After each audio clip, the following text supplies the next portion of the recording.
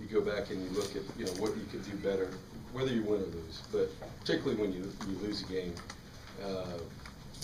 you go back and try to assess, number one, what we've done in the past. Number one, we assess effort.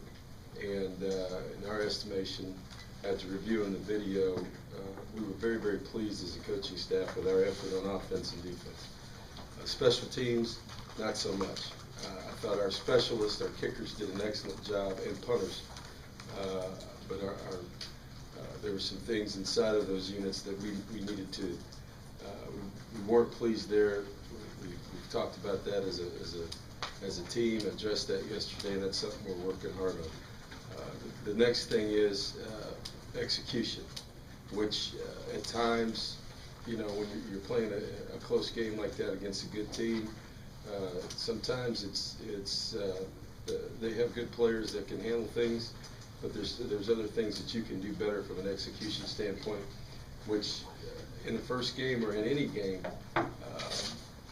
you analyze that we can be better in execution, and I think that cost us the football game. And then did we play smart? And by that meaning, did we handle the turnover ratio, which there were no turnovers in the game, which that was a huge positive coming in the game. Penalty-wise, we did not handle that. And so, you know, the two things that we talk about, three main goals going into every game: play hard, play smart, and be physical. I thought we were extremely physical, and I thought we played extremely hard.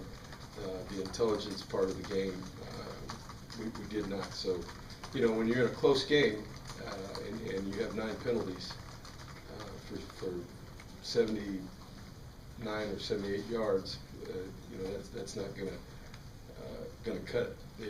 And there's an old deal, I think, got Bill Polian in here. There's an NFL study that penalty every 10 yards. They had a formula that every 10 yards of penalties was worth 1 point. So there's a lot of combinations into that, and I think our players right now, after talking about that, they understand the importance of that part of the game also. And as I said, you know, that was an emphasis coming into this year: turnover ratio and penalties. And so we got one of them done Saturday, and really one of them, the other side, may have cost us the football game, which was another learning experience. Coach, looking back on the tape, how would you assess Johnny's performance? I thought Johnny, you know, for a first start, for a freshman, redshirt freshman, but to start against a team like Florida, a defensive team like Florida, I thought he performed well. I think, you know, the first thing you worry about with a new guy is turnovers, whether it's you know, whether it's a quarterback, anybody who's handling the football, and not just him, but a number of our freshmen who handle the ball. You know, we put Trey Williams back there as a kickoff returner, and those guys handle those situations well. But you worry about ball security, you worry about decision making. You know, and to that point, you know, we've been harping on. I think everybody saw the difference between him in the spring and in the game and things speed up when you play a game. And, you know, you look at both of those quarterbacks during that game, and neither one of them really took a whole lot of chances. You know, Driscoll took some sacks and just hung on to the ball instead of throwing it up. And I think Johnny was a little bit closer to the vest too. And but that's something that was a lot different than he was in the spring. And as experience comes, you know, he'll be able to sit in there a little bit longer, maybe go through and read things out a little bit more, look down the field a little bit more. But from our standpoint, and from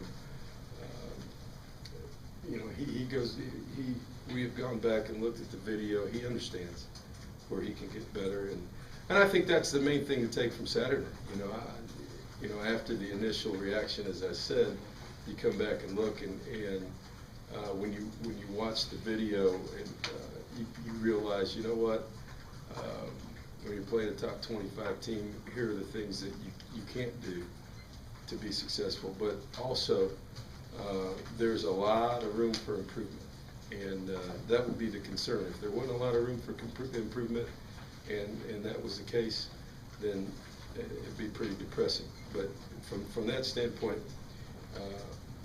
I think our teams, I know our team sees that, you know what, we can play better than that.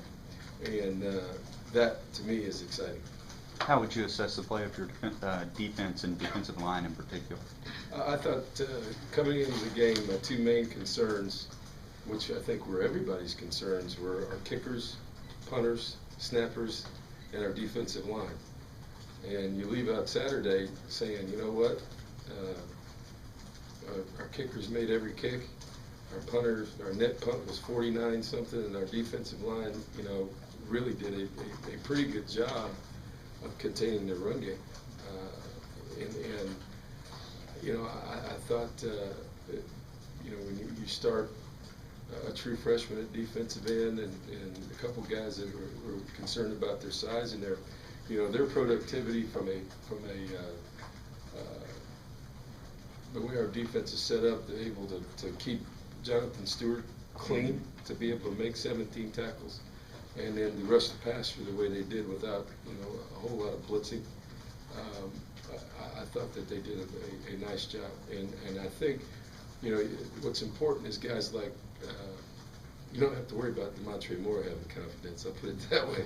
You worry about some of these other guys, and I think Julian Ovieja comes out of that game, thinking I'm playing my first game against Florida as an SEC game, and I watched him in practice yesterday. He's a different guy.